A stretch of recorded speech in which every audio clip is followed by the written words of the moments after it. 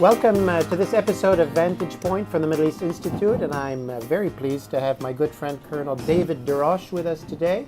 David is an associate professor at the Near East South Asia Center for Security Studies at the National Defense University. David's had a long career in the military and in the Department of Defense. At DoD, he was the director responsible for defense policy concerning a number of Gulf countries: Saudi Arabia, Kuwait, Qatar, Bahrain, Oman, the United Arab Emirates, and Yemen.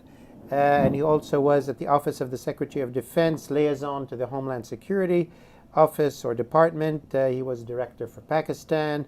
He was director for NATO operations, deputy director for peacekeeping. You've been a busy man, David.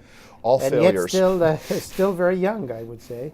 In military service, he was an airborne ranger in the Army Reserve and was awarded the Bronze Star for service in Afghanistan. David, thank you for being with us today. It's good to see you here. I want to talk with you about 3 or 4 sort of areas. First on the war on ISIS, and secondly a bit on Iran, and thirdly on the Gulf Cooperation Council, U.S., Riyadh, the summit there, and the current crisis with Qatar. So let's start with the war on ISIS, which seems to be the main priority both for the military and for the White House in the U.S. How do you see that fight going in Iraq and Syria? And what do you see the military's view of whether they're going to stay in Syria and Iraq after Mosul and ISIS and some of the remaining firefights, or are they going to then go home? Well, there's a disjoint in American strategy between the strategic level and the operational level. There's a disjoint. I'm shocked to hear that. But shocked. Your winnings, Captain Renault. Yes. It appears to me that the United States is positioned to win the war and lose the peace. Again, in a way. Again, which seems to be sort of our national curse. My fear is that we will defeat Daesh and we will see the Hashd al-Shabi, the Bashar al-Assad regime, and probably a Dawa-dominated Iraqi government reap the benefits of that battlefield success. Part of that problem is because, as you said, I don't think there is a coherent U.S. military vision for the Levant. We know what we don't want, but we don't really know what we want. So you've had successive presidents win the presidency on a platform saying we're going to get out of Iraq, we're going to stay out of Syria, we're not going to get deeper involved. So what that means is that the persistent American presence will be limited to an advisory role, a training role, occasional intervention with high-level things such as fire support, perhaps a more robust presence, a training and equipping presence, particularly in the Kurdish regions. Here we're talking specifically Iraq or parts of Syria as well? I would be very, very surprised if there's a residual state presence in Syria once Daesh is defeated, because once Daesh leaves the battlefield, most of the forces we've aligned with in Syria are Kurdish, our Turkish ally, not a partner, an ally. Our Turkish ally views them as complicit with the PKK, and that'll just be unsustainable. It'll lead to a rupture in U.S.-Turkish relations. So I think you expect in Syria, after the fight for Raqqa, effectively, yes, because the U.S. and its the militias that it works with, Kurdish and others, not seemingly thinking of going to Deir ez-Zor. That might be something that the Assad regime and the Iranians and the Russians take on. So the battle is really specific to Raqqa. So you're saying that, as far as you know from the military's thinking, after they do that and figure out who to hand it over to, they would go home effectively. Right. When you look at the Bashar al-Assad's fight against ISIS, it's rather like the Red Army's fight against the Nazis in Warsaw during the Warsaw Uprising. How so? Remind me of the Red Army stopped on the Vistula River and watched the Polish National Army cause a lot of trouble for the Nazis and then be exterminated by the Nazis, and then rolled in and took advantage of the weakened Nazi thing to establish a 50-year rule over Poland. And I think that what you're seeing here is that the U.S. and its allies are effectively defeating Daesh. Bashar al-Assad and his Russian allies and his Iranian allies have focused on fighting against the Syrian opposition. Now that Daesh is on the ropes, just this week you saw a deep airborne operation around Deir ez-Zor. It is, once you eliminate Raqqa and the real strength of Daesh, I do not think it is beyond the realm of the possible that Assad, with his Iranian and Russian allies, can take Deir ez-Zor. They will take Deir ez-Zor. defeats them largely in Syria. That's it. Game well, let over. me ask you, from the U.S. military point of view, in Syria, still staying there for a little bit, what is the thinking in the U.S. military about the lingering threat of Al-Qaeda? Al-Qaeda is very powerful in Syria. It's particularly in Idlib. Are they going to turn and leave, or is there a strategy relating to Al-Qaeda in Syria? Well, I don't think there's a strategy related specifically to Al-Qaeda in Syria. If you look, I think it's an open question as to how much of Al-Qaeda in Syria is hardcore Al-Qaeda versus how much of it is using the Al-Qaeda branch and maybe affiliations just because they're seeking help in the fight against Bashar al-Assad. I think that if you were to prioritize the various Al-Qaeda chapters, Al-Qaeda in the Arabian Peninsula remains probably the number one priority. Yeah. So you don't think that the U.S. military would necessarily stay in order to deal with an Al-Qaeda threat? That wouldn't be a determining factor? Bashar, his Iranian proxies, his Russian allies, they'll probably take care of that. Yeah, and the U.S. would be okay with that as far as you can read. Oh, I think they'd be okay with them fighting that battle for us, yeah. Okay. I mean, if there's evidence of an attack against American interests or in the West, there might be an airstrike, but I don't see a persistent ground presence. Okay, thanks. Let's turn back to Iraq. You had mentioned that there would be some kind of residual presence in Iraq after the fight against ISIS completes. There's still fights in Anbar and a few other places. That's right. How do you see the components of that? Is it training? Is it what would it be? Well, training, an advisory capacity, capacity to maintain some of the weapons that we've transferred or sold to the Iraqis. There'd probably be a small special operations unit there to deal with issues such as Al-Qaeda or possibilities of attacks against American homeland. There would probably also be a small mobile support force to deal with things like fire support, maybe a small artillery presence, definitely air-to-ground control with the ability to call in aircraft. Some close air support aircraft would probably still remain, and I think that it's safe to say that our presence would probably be more robust in the Kurdish region than in the rest of Iraq. Okay. Let's turn to Iran, a major player in all of these arenas that we've talked about.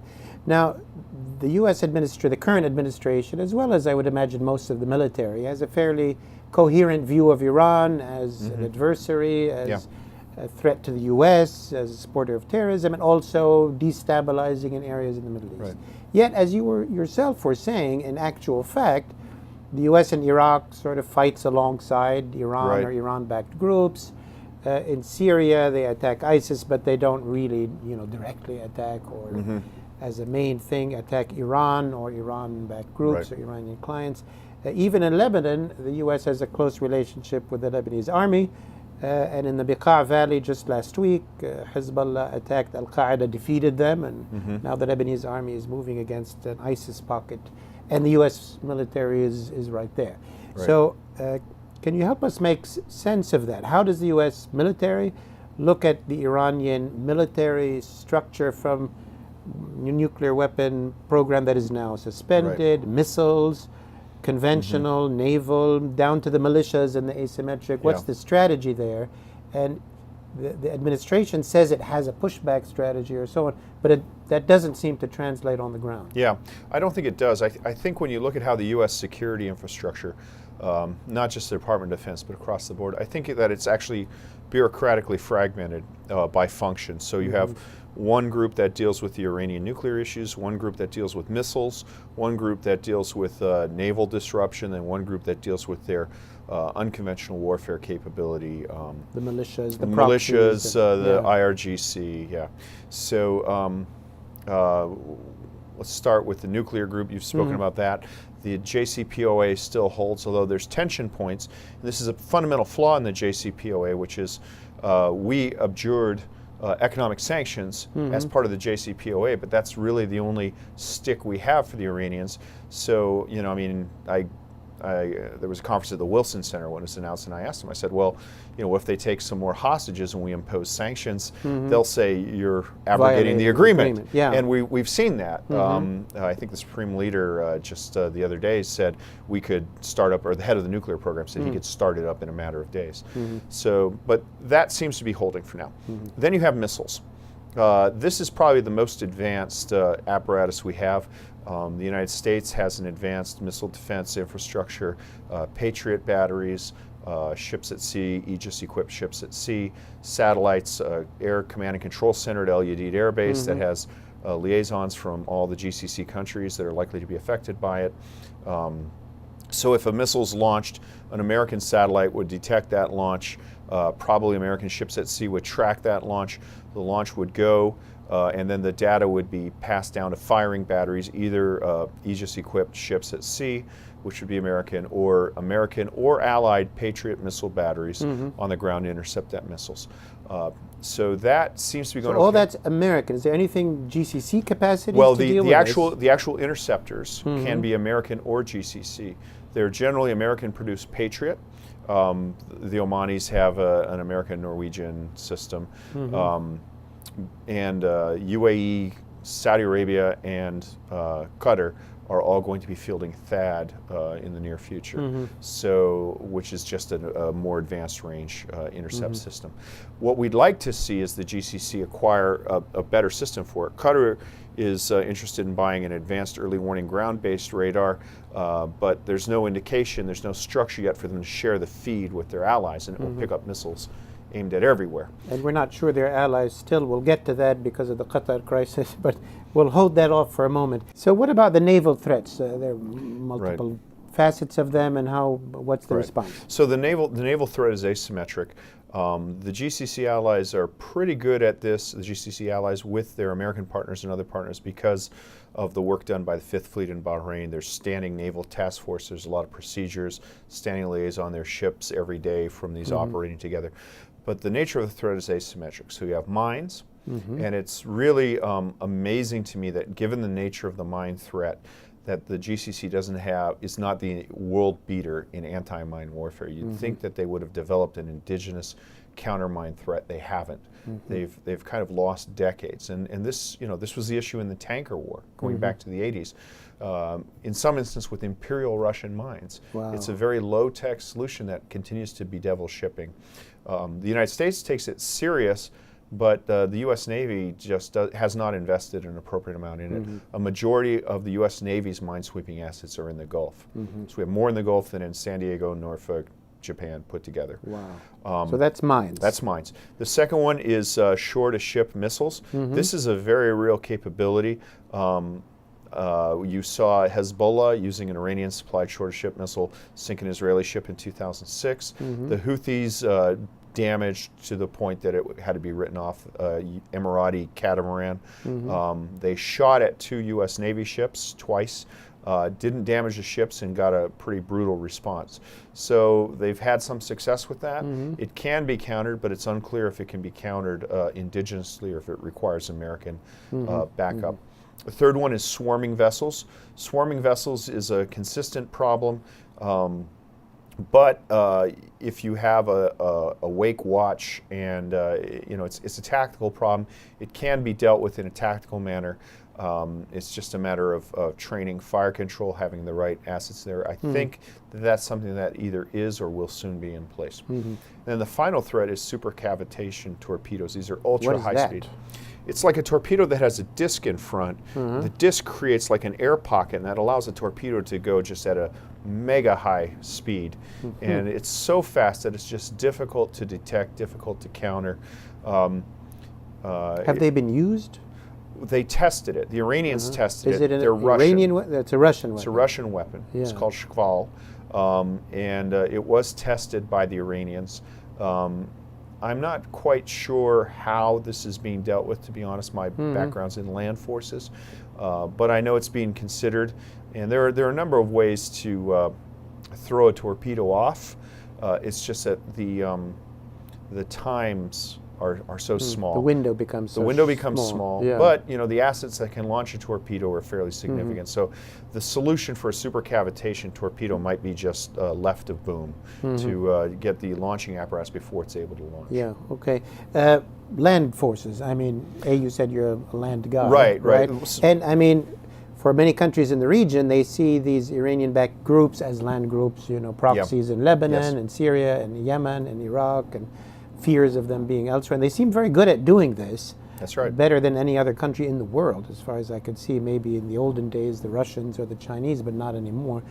And is there any how is that dealt Oh, with? this is a real problem. So what you've seen is the IRGC, and if a lot of open source places have been analyzing Iranian battle deaths in Syria. You've seen battle deaths in Syria from the regular armed forces as well as from the Revolutionary Guard Corps. And the deaths have been significant, like more than 15 general officers. What that indicates to me when you look at the rank imbalance is that they've been deploying cadres from the IRGC and from the Artesh to Syria to lead either the Afghan Shia militia, the Iraqi Shia militia, the Pakistani Shia militia, even the Yemeni Shia militia, although in small numbers, and with Hezbollah. So you have a cadre that is trained in leading foreign forces, and they're battle hardened. And this organization could easily set down in any other place with Shia manpower, Bahrain, Wamia, Qatif, and that scares them. And then the Hashd al-Shabi themselves are battle-tested, mobile, have firepower. A lot of my Saudi friends say they're the #1 threat against Saudi Arabia because they're a fairly large force. Fairly large, trained, relatively undisciplined. It's almost the equivalent of a marauding band of old. It's unclear to me how a post-war Iraqi government is going to rein in the Hashd al-Shabi and establish rule of law. It's just as probable that the Hashd al-Shabi will capture the Iraqi government as it is that the Iraqi government will capture the Hashd al-Shabi. In the last section that we're going to have a few minutes left, I want to talk about the GCC, or the organization formerly known as the GCC. Is it still there?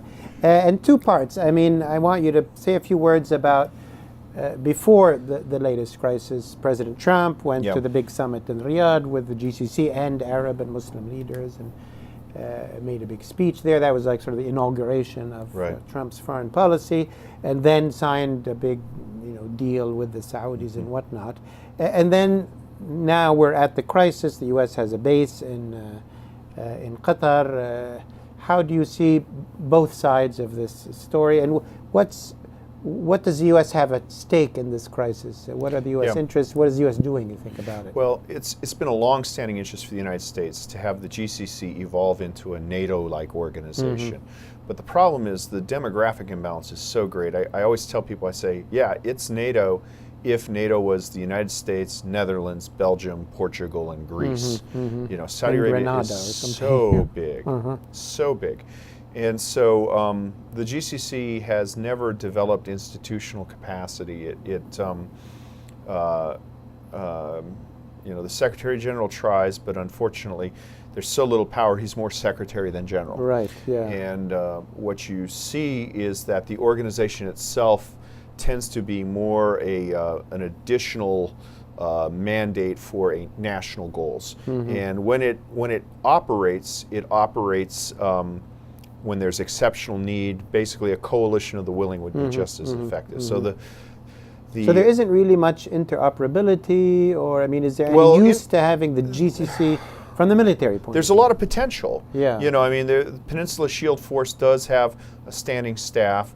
There is they are formulating procedures, means of passing messages. They do exercises. That all has great value. But there's much more than there was before, and there's a lot of interoperability because so much of the GCC is with Western same equipment. And same training. Yeah. And all of the major GCC suppliers, really except for the Emirati armored personnel carriers, are Western, so they do NATO standards. Yeah. That has value. It's better than nothing.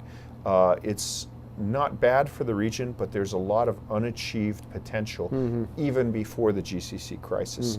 And the problem is Saudi Arabia is just so dominant that the other countries are, my guess is that they're fearful of being too committed to it because they see it less as NATO and more as the greater East Asia co-prosperity sphere. Chinese model where there's one dominant player. That's right. That's right. On the U.S.-Saudi deal, which was hyped as 100 or 200, whatever, the military part, then there were other economic parts. But on the military side of the deal, was it a game changer? Was it something very new, or is it just U.S.-Saudi arms sales and relationship, but anything new about it, dramatic? A couple things. The first one was, for the first time, you had a proposal to launch a missile detection satellite. Sell a satellite to the Saudis.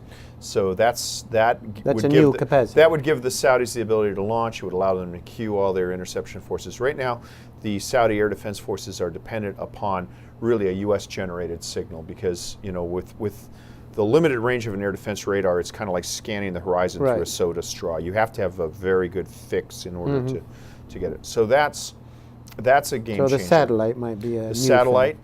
There's the largest single item in the package is a new command and control system. Now, we don't know what that is because there's an element to conduct a study as to what that command and control system would be. But it's up to, I think, 17 billion. So that's fairly large for an armed forces command and control system, which would allow ground, sea, air sensors to integrate and harmonize targets. That would be a true game changer. THAAD is a huge, huge item. 7 batteries of THAAD, which is the same as the U.S. Army has. Wow. Yeah. Wow. Yeah. So that What's would be the cost of that? That is, I think it's $1.5 billion a battery. So 7 batteries. Times 7. Yeah. So I think it's $15 billion. I don't have the figures at hand, and I haven't memorized them. That THAAD will pose a problem because it's being fielded at the same time in the U.S. Army as it's being fielded in the Emirates and in Qatar and in Saudi Arabia. And with Patriot, there had been about 10 years of Patriot in the U.S. Army before it was being sold to other countries. So there were retired people who had worked on Patriot who were available to be contractors. Sure. With THAAD, there's nobody who's worked on THAAD who's left the armed forces. Yeah. So that's going to be a challenge for maintenance and contracting. The body of contractors is small. Well, on the current crisis with Qatar, not in terms of the what's going on between the G.C.C. countries, but how does the U.S. military, what are its concerns? Obviously, they're friends with everybody. Right. How is the U.S. military viewing it? Is this impacting either current operations or concerns? Is it something that's causing them to think maybe we should move command and control somewhere else or a base? Is it impacting anything in the U.S. military? Well, I haven't spoken to anybody specifically about this, but I can tell you that I haven't seen any indication of any impact to the base itself. This idea that we should consider to move the base or close the base, I just don't see a reason for it. I mean, we've had bases in countries that have been hostile, Guantanamo Bay in Cuba. At times when we had large bases in the Philippines, we had problems with Marcos, was Marcos, it? yeah, thank you. All kinds of issues. That has never been the standard. The bases are there to serve American interests. And when you have a base in that part of the world, and people forget, if we're going to project power in the Indian Ocean, the only way we have to do it effectively is from the Gulf. So to close one of those bases casually is just obscene. And when we, now we're able to read key figures emails, what we're seeing is not the normal strategic conversation of basing, but it should be borne in mind. And I wrote on this, I think, in the War on the Rocks piece. In 1973, all European allies closed their air bases to the United States resupply of Israel, except Portugal. And I think prior to 1973, those Portuguese bases would have been considered insubstantial. And it's not too hard to envision, a circumstance in which we need to have bases in countries. So I don't think we should put that on the table. I think that people who do it are, I don't fault anybody for serving their own nation's interests, and it may be in some other national interests to try to get that base moved. It is not in American interest to consider moving that base at this time, and it certainly is not in American interest to consider closing that base.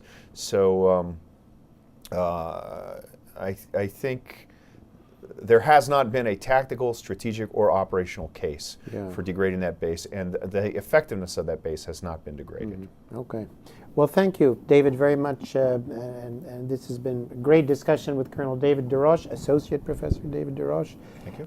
into areas of strategic and military thinking and issues that maybe I or others who just do sort of politics most of the time don't get a chance to listen to. So, David, thanks a lot for your time, and thank you all for watching. We'll see you next time. Thank you. Thank you, sir.